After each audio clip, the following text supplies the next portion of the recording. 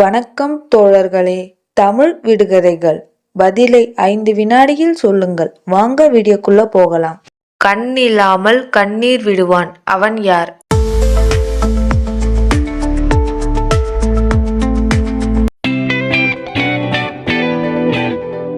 ஸ்கைல heart break ஆகும்போது கால் இல்லாமல் ஓடுவான், அவன் யார்?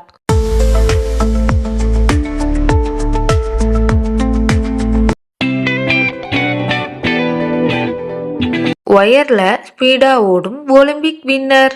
இது சத்தம் இல்லாமல் அடிக்கும், அது என்ன?